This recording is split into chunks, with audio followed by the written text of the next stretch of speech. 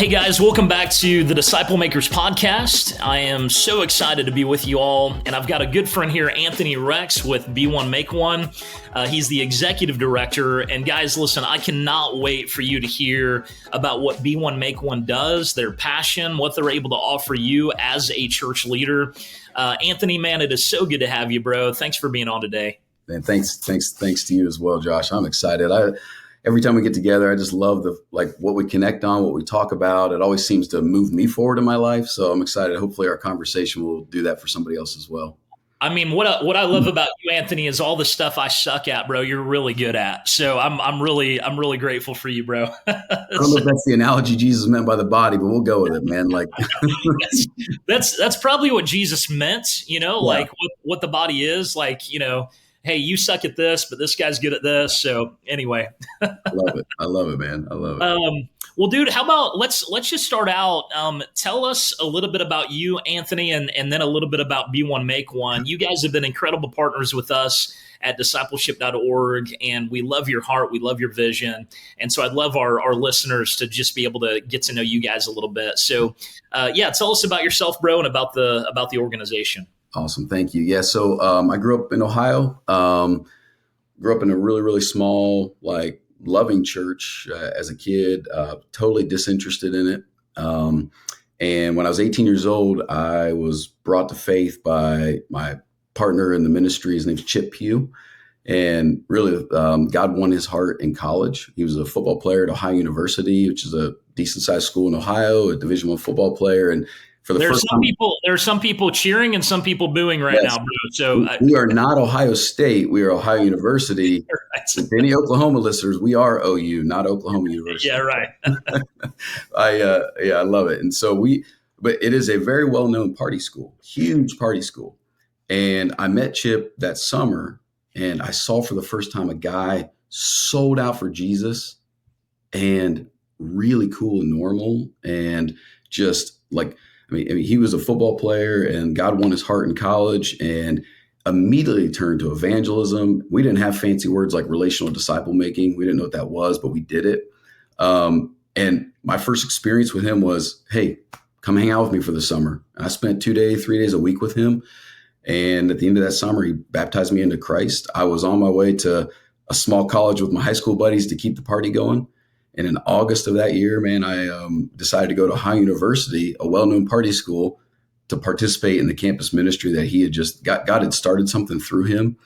And it was so amazing. So I showed up at a state university, Bible studies, evangelism, discipleship, weekend preaching. It was just an incredible experience. And after that, got hired as an apprentice with a 72-year-old guy. I was 22. And it was really cool. The church hired me just to literally be his apprentice. I drove him every day, 5 days a week. He was a military guy, so I wore a shirt and tie every day, shaved every day. Just that's what discipleship is, right? You the guy you're with, you become like him. And I spent the next 15 years working in a local church, seeing a lot of good fruit, but having this, I couldn't explain this angst of I'm not seeing people becoming equipped to go on mission with Jesus, to be disciple makers, like I saw in college.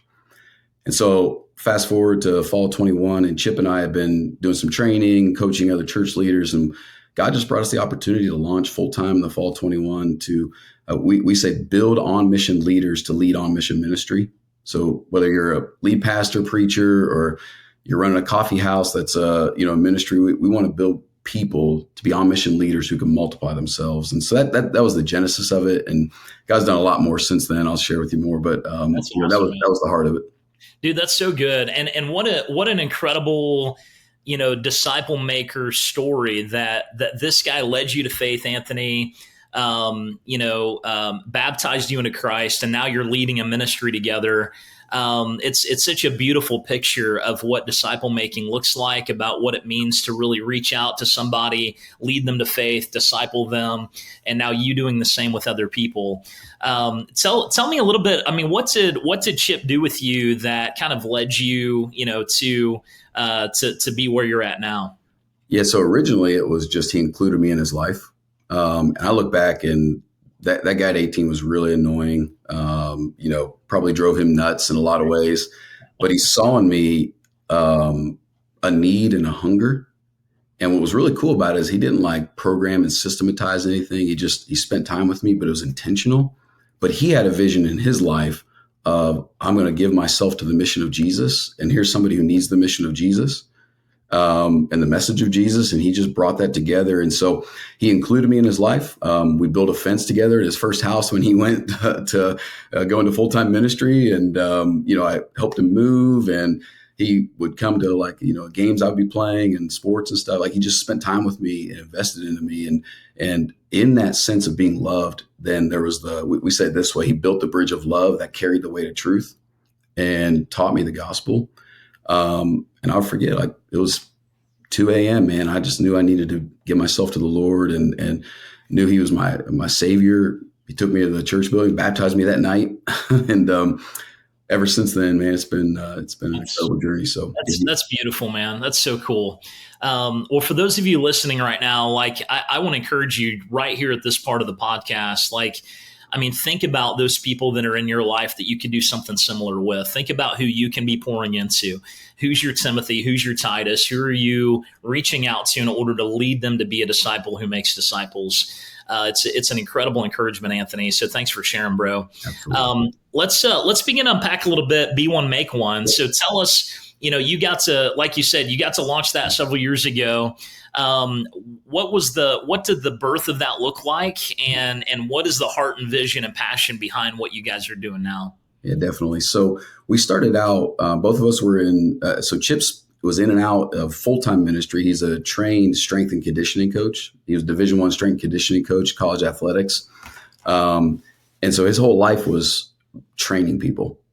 But he would come in and out of ministry. He stayed on campuses because that's where he was really effective. He was, a campus missionary in that way. And so he and I had, over the course of years, I'm more inclined to teaching and he's more inclined to training. And we partnered together to teach and train a lot of leaders who we say like knew how to run churches, but not make disciples. And they're well-intended, wonderful people that just had this angst of like, man, we should be doing more than sitting in our church office. And so we come alongside and we're training and coaching. We were investing into young, up and coming people that are going into ministry. And then, so Be One Make One, we kind of launched with, in the fall of 21 with a coaching pathway and training pathway for people who are leading existing churches that want to shift to disciple making. And mind you, at this time, we didn't know who Bobby Harrington was. We didn't know Discipleship.org, Renew.org. We didn't know Josh Howard was. We didn't know anything. We just were like, this is true. But someone many of your listeners may know is a guy named Paul Hugabart. So Chip actually baptized Paul as well. We all Really? grew up together. I didn't know that, man. Yeah. That's awesome. And we all grew up together and we met at the same church camp. 20 years later, Paul and Chip reconnect for some reason. And Paul's listening to Chip's heart and what we're doing. He goes, you got to meet these guys at Discipleship.org and Renew. And he's like, man, they're all about this. Like the theology that we were like believing in and missional disciple making. So we started coaching and training church leaders who honestly, typically there's a fear instinct in them, like something's going wrong and we're going, how do we grow? But at the heart of it, they wanted to get to disciple making in their culture. And so we built a pathway where we take them through and walk with them. And I tell people all the time, like, you can't depersonalize a personalized experience. You can't, it's ironic when people try to train people how to be disciple makers without discipling them. It's like, I've racked my brain over the last 3 years. Like, how do you extract this and scale, all this stuff? And it's like, wait a minute, at the end of the day, it's really hard to not do this in some sort of relational capacity. Right. And so that was the heart of it. Our desire was to train leaders to be on mission. If they're leading a church, great. Help your church become disciple making. If they're, just an everyday leader in their life, we want them to lead their self, their family, and then their ministry really well. And so we built some training and pathways to coach them. That was the beginning of it. Yeah, that's awesome. So let's talk a little bit about the pathway. I know that, so many church leaders, Anthony, as you know, because you're working with them all the time. I mean, that is the question. I can't tell you how many church leaders I've sat down with and talked to who aspirationally long to make disciples, like they want to see that happen, but functionally and practically, they don't really know the pathway forward. And they've tried different things and it hasn't really worked the way they'd hoped. And they tried to plug this in and that in or whatever. And they're really struggling with finding a good, solid pathway that leads to true disciples who make disciples. And so I know that a ton of people are asking that question right now. And so how are you guys answering that question? What does that look like for you guys? So that is the perfect question, because people align with the vision and mission of what we're talking about. And so rarely do you have a difficulty. You do have to do some sort of like informational alignment, like this is what disciple making is, this is the mission of the church, things like that. Usually it's more of just a willingness to be honest with ourselves. And then once you're at that point, though, you do need to get into like, well, how do we get there? Yeah. And so here's what we've learned, and here's how we approach it. It all starts with this, like no announcements, just action. Starts with the leader. So our first phase in our coaching is we call the on mission leader. So we come in, we're like, if your church doesn't know that we exist, that's probably better. We don't come in and preach for the weekend and do some revival thing. We don't, have them roll out a program, a new model. We just start with going, hey, you as the leader, we found is giving them a safe place in a relationship where they can go, hey, this is hard for me. I'm not good at it yet. And in that context, we let the gospel help them go, okay, hey, let's start. And in this on mission leader training, we take them through our content where we help them just, if you erased your job title, threw away your job description, you didn't have this job anymore, but you woke up tomorrow as a disciple, what would you do? What would you be committed to? And so the disciplines of Jesus, we call them the skills of Jesus, lead you to be a disciple maker. So that's the heart of be one to make one. That's beautiful. Our friend Josh Brown, Josh, he says you can teach what you know, but you can only reproduce what you are. And and so we start there. Hey, we take them through like a whole process, takes about 3 months. And at the end of that, we want them to be discipling people. Yeah. And then, the people are probably familiar with the product adoption bell curve where you got to get to 16%. And what's interesting is most churches are, 150 to 200 people, or maybe smaller. It's not that hard to get to 16%. Yeah, absolutely. Within a year. And so we tell them, hey, pace yourself for a year. Imagine if the 5 or 6 people in this room that we're pouring into disciple 2 people next year. Yeah. What's your number turn into? Just that. And little by little, so we go on mission leader. Then the next step is we call it the on mission team, where you got to build mission, vision, culture, values, the relationship connection, all of that stuff to help them build a team that can do this together. And the final part is the on mission game plan. For us, we don't complicate it, but it's really just how do you get the discipleship pathway and how do you help people that become the expectation of your church that people can do it. Yeah, dude, that's what an incredible pathway, dude. I love it. And I love that you guys start with the leader. I know I've been in seasons of my life, man, where it's like, let's just skip to number 3. Let's skip to the game plan part. Let's create a plan on how to get the whole church doing this. But I don't necessarily have to do it myself. You know what I mean? And so it's beautiful that you're starting there. We say all the time, when we're training leaders, whether it's in America or in South Asia or wherever, like we need to be disciples worth reproducing. And that's actually where my journey started, Anthony. You know that story, but my journey started really realizing when I was in India that I was not a disciple worth reproducing, and I wasn't living out the principles that I was asking other people to live out. And, the Lord really stuck a finger in my chest and said, Josh, if everybody around you is praying the way you pray, fasting the way you fast, sharing the gospel as often as you do, loving people the way you do, would that be a good thing or not? And dude, you can ask my wife. The last thing India needed, bro, was a couple hundred Josh Howards running around. Like that's the last thing we needed. And so the fact that you guys are starting with the leader, making sure the leader's on mission, making sure he or she is a disciple worth reproducing. It's so important that we start with us, that we start, to quote Michael Jackson, with the man in the mirror. Can I add something to that, Josh? It's really important. Like when you got to that point of awareness and conviction, I think it's really important. I want to say to the people listening, I'm anticipating a lot of leaders. Satan is incredible at leveraging your desire to be responsible, to make you feel more responsible for things that you're not responsible for. Secondly, he's really good at confusing us with condemnation and conviction. So I'm guessing a lot of people listening to this might be potentially going, yeah, I've been to the conference. I've read the book. I love this story. I'm all about it. But when I go, it's Tuesday and I'm sitting in my office, I'm not doing it. That is the moment when Satan comes with condemnation and the Lord wants conviction. And the gospel is so important. And so you're not going to make any progress by beating yourself up. And it's not going to get you anywhere. And so that conviction, that gospel hope that this can happen. And what God needs from you is not your sophisticated answer for the church. He needs your surrender to his way. And so that's why we say, if you get a bunch of disciple makers in the room, the strategy is easy. It's not like we feel safe by making complicated strategies, but if you just get simple disciple making figured out and just commit to it and you yourself do it, it just naturally will become like. But Anthony, when I make a complicated strategy, then everybody needs me to explain it, right? There you go.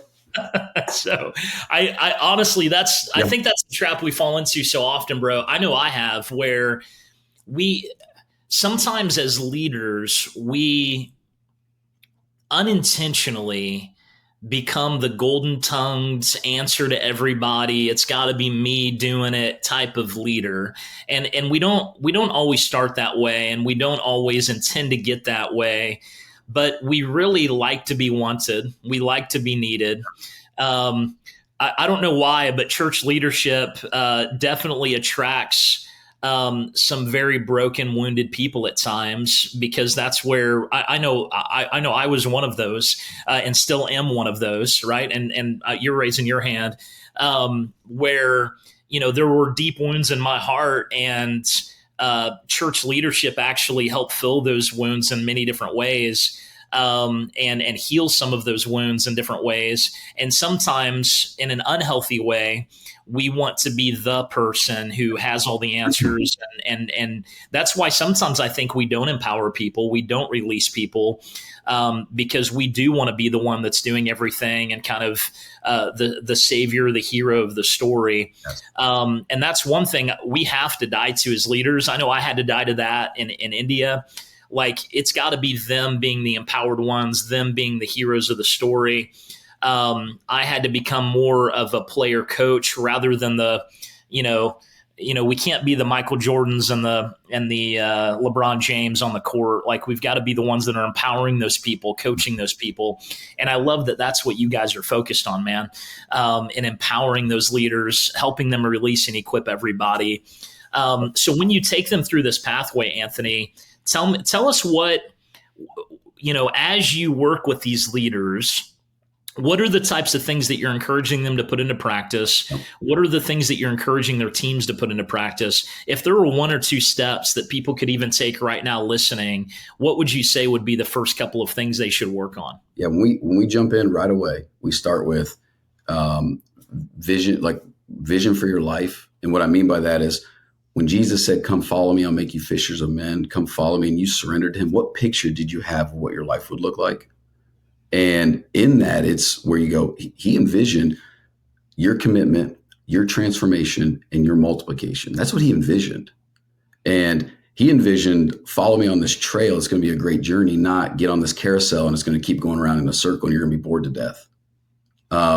That's what he envisioned. The second one is then we dive into their daily habits, their daily rhythms. So think Foster, Celebration of Discipline, and James Clear, Atomic Habits. So we call them the skills of Jesus, SKILLS. Good preachers have to have acronyms. And so we train them in our skills, and they're not going to blow you away, all of them. But so the first one is speak your purpose. We teach them how to speak gospel identity and purpose over their life. It's amazing how many people speak, condemnation over their life daily. K is know the word. And we dive into are you spending time in the word just to teach, or are you hearing from the voice of God and listening to Jesus and knowing him? So know the word. The eyes, invest in the one. How do you lift your eyes? Jesus told the disciples, just lift up your eyes. The field's already white. I don't know if we believe him, but the field's white. Are your eyes lifted? How do you invest? The next L is lift your heart. So we teach disciple. What you find is a lot of leaders. The imagery we give you is like 2 5-gallon buckets that are full of rocks that are heavy. And how many guys are just carrying those things and sweating and laboring and not really lifting those things to the Lord and letting Him carry those things? The next L is live in community. So are you in, I'll plug Bobby and Alex's book, Discipleship That Fits, those 5 spaces. Are you living in those spaces where people know you? Because you can either be known or worshiped. And as a church leader, sometimes we're drawn to be worshiped, but not be known. And then the last one is share the message. And we teach people how to share his story and your story and how his story changed your story. And what's ironic is, so in the course of that, then it finishes with, we teach people how to do, you might call it D groups. We call them huddles, 2 to 5 people, same gender, the practicalities of that. So what we don't want to teach them to do is huddle before they get into their reproducible. Like you said, do I want to make 100 more of me? And in that process of what we find is a lot of revitalization personally, a lot of confession. And we try to give them just a safe place to go, hey, hit the reset button and just your own soul with the Lord. And, you already share what you love with people you love. So just revitalize that. And then, the meeting in a discipleship group is not complicated, but people do need to know, okay, what do I do? How? Yep. And we teach them to do that. And we start, when you're done with this, like literally pray, fast. Who does God have for you to disciple right now? Just start. And we walk them through it and just kind of stay with them as they go. Dude, that's so good, man. I love that. And I'm surprised they don't all start with the same letter. That's disappointing. Obviously you guys aren't Baptist, because they would have all been S's or K's or J's or something. But no, I'm messing. But what you said there in the middle, you said a lot of times we don't act like we believe Jesus, that the fields are actually white. And I think it's so important for us, man, to remember Jesus promises us that the harvest is ready, but the workers are few. The problem has never been in the harvest, man. The problem has been we haven't had enough people going out into the harvest to reach those people that are far from God. And so the fact that you're saying, man, we've got to believe Jesus. There are people ready right now. Let's work on our heart. Let's work on our soul, but let's not forget that outward focus. And I think almost all of us, man, in church leadership, we start there, bro. Like we start with having a passion for the lost and a passion to go out and reach the one and all of that. But over the years, man, something happens to our heart and soul where we, for whatever reason, maybe it's the hustle and bustle of life. Maybe it's the whole thing of trying to keep the machine running or whatever it is. But a lot of times we end up losing that focus, or we lose that passion, or we lose that intentionality. And so for us to get back there, man, and for you to help people get back there is a beautiful thing.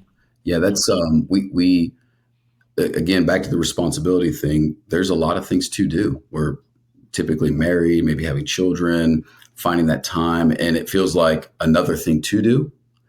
And the reality is, like, saying yes to this does mean you have to say no to some things. And that's where we get forced into delegation, not abdication where you let go of it, but true delegation of things. And you do have to ask. That's the whole point of a budget, whether it's time or money, is it's really asking yourself what's most important. Like You have limited time, limited money, limited energy, and the budget demands that you say what is most important, and not leave it for the end. Yeah, man, that's beautiful. And I think, that's where a lot of us get caught up, man, is we don't feel like we have enough time to do this stuff, right? And we feel like it's just, like you just said, another thing on top of everything that we're doing. And I know one thing that you guys focus on that's so important for us as leaders to figure out is, how do we make this a part of what we're already doing, right? Like you said, people invited you, Anthony, at the beginning into the life they were already living, right? And so they were just inviting you to be a part of what they were already doing. It wasn't like some extra thing on top of everything else. And I think that's where leaders get a little bit like, they step back a bit, because it's like, you mean to tell me I got to do something else on top of all the other 50,000 things I'm currently doing? And what does that look like, and how can I do that? But if we're actually inviting people into what we're already doing, I mean, we see Jesus doing that all the time, right? Like whatever he was doing, the crowds he was speaking to, the people he was meeting with, he was just inviting his disciples to be a part of those encounters, to be a part of those meetings, to be a part of the times that he's, casting vision. I heard a guy say once, Anthony, where he really started to get intentional about disciple making. He said he decided that I just wasn't going to do anything alone anymore. Like if I had to take a trip to preach, I was taking somebody with me because I was going to be going anyway. Sure. So somebody's going to be coming with me, and we've got the car drive there to talk, and Yeah. he's going to be sitting there, and we'll unpack the sermon afterwards to see what I did and what I didn't do and all of that. Like, how could we be more intentional with kind of the lives that we're living, right? And I think that's going to be a key part for a lot of these leaders. Yeah. You can't do this without proximity. Yeah. And people have to have, and you won't be able to, let me back up and say it clearer, Josh. When we're sitting in the leadership seat, our minds are on the macro. How do I get the church? And when we say that, we're typically thinking of like everyone that comes in the assembly, our discipleship pathway tools and training, like leadership pipeline development. We think about things in macro, and it can be a little nerve wracking for leaders to go, hey, it's the micro that produces the macro. The macro rarely can produce the micro. Programs don't disciple people. People disciple people. And so the fears we typically get are, one, do I have enough time? It's like, listen, you don't have enough time. Like you can't not do this. Everything Right. you're afraid of happening in your church will happen if you obsess over the fear and try to strategize around it. And so, and what you find is a lot of leaders, it restores their joy. It's like, oh yeah, I forgot how much fun it was to invest into somebody and watch a young 23-year-old new husband learn how to navigate being mad at his wife for wrong reasons and learn how to submit to Jesus and apologize and have great, it's like they forget how much fun that is. The second fear is, who am I going to make mad at the church? Now, and this is what we tell people. The point of really becoming a disciple-making church is not figuring out which ministry to cancel and which ministry to keep. So we don't walk in and go, hey, listen, you got to cancel your food pantry ministry. You got to cancel VBS. What you want to start with is whoever's doing your food pantry or doing your VBS, you want them to be a disciple maker. Just have them practicing these skills, their eyes up. You want to disciple them to be a disciple maker. And what will happen is, if you're not supposed to do this ministry anymore, disciple makers will decide, because they'll prioritize what's most important. And so it's not about just what do I cancel? What do I pick? What do I put money to and not money to? It's like, can you just multiply the number of people that are aligned with the mission and heart of Jesus? And the stuff kind of comes together. Yeah, that's great. Why do you think, Anthony, that I feel like we as leaders have overcomplicated things a lot, and the core mission of being a disciple who makes disciples, which is that's literally the name of your organization, Be One, Make One. How do we be a disciple who makes more? Why do you think we've overcomplicated that so much and kind of added all this stuff around it that actually hinders us from actually doing that? Yeah, I know we could go down a long rabbit trail of this, but let me preface by saying I don't believe there's any ill intent behind any of this, but we have commodified the church in America. When you have an abundance of market, and your job as a church leader in post World War II America was just to capture your market share of morally ready people to come to your church, all you had to do was sell them to come to your church and have the right preaching programs, praise. And as the declining market is there, we're trying to figure this out. And so in the process of that, what we made was, like we've said before, consumers, not contributors. And you have consumers when all people do is either compliment or criticize. When I go to a restaurant or watch a movie, I compliment it or criticize it because I'm a consumer.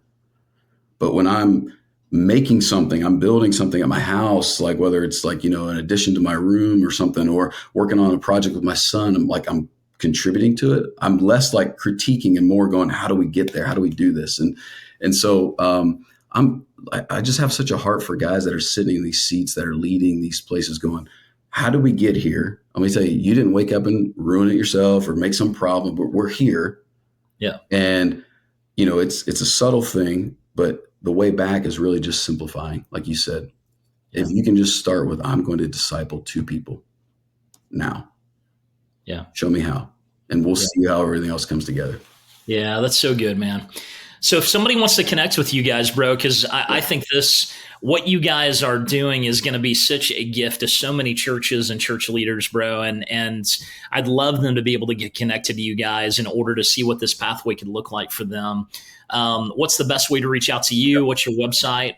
Yeah, there's two things I would ask people that are listening to consider. One is, we call it our on mission coaching. It's this pathway to teach people, on mission leader, on mission team, on mission game plan. And our team will help you do that. We'll walk you through that. There's ways to engage that. Be1makeone.org. The second thing I just want to plug for people to know about is we call it Church for the Campus. It's God brought to us a year ago, but both Chip and I didn't go to seminary. We were raised in state university settings where you're either in or out, light or dark. And God got our hearts there, and we see it as such an incredible mission field. And, the very first thing we did when we launched Be One Make One was help a group of people plant a church in a college town. And over the course of the next year, God just kept showing us, man, he brought us leader upon leader who wanted to go plant or be a church that is near a campus we call it Church for the Campus. So it's not just a parachurch ministry. It's how do you be a healthy, vibrant, intergenerational church that reaches and disciples college students to send them. And if anyone's, at a church that's near a campus and wants to be trained in our Church for the Campus stuff, or wants to plant or wants to be a campus missionary or an apprentice, we've got all that. Just be1makeone.org. You'll find all the information way to connect with us. And we'd love to help. That's so good, Anthony. So be one, make one, and that's B with the number one, E-E, make with yep. the number one, right? Yep. E numerical one, make numerical one.org. And awesome. yeah, man, we'd love to hear from some people. Yeah, that's great. Yeah, so please check them out, guys, if you're listening. Anthony, we're about out of time, and so it's been, dude, incredible. I wish we could talk another hour about this stuff, bro. I love your heart, love your vision, love what you guys are doing, and so thank you for being partners with us at Discipleship.org, but also just incredible leaders with vision and focus and helping serve the church become disciple makers who make more, disciple makers. It's a beautiful thing, bro. And so thanks for being on today. Hey, thank you guys. And the team at D.org and everyone else has been such an important catalyst for us as sort of a light out there for us to look at and go, yeah, that's a place that there are other people that are committed to this and so influential in a lot of the things that we're doing. So thank you, man. I'm praying for you all and love our partnership. Yeah, thank you, Anthony. I appreciate you. And for those of you listening, please go check them out. Like Anthony said, be1makeone.org. If you want to get a lot of other great resources or free ebooks or different articles about disciple making, please come check us out at Discipleship.org. And we would love to help partner with you guys in order to see as many of you become disciples who make disciples as possible. We appreciate you all and cannot wait to see you guys next time. Take care.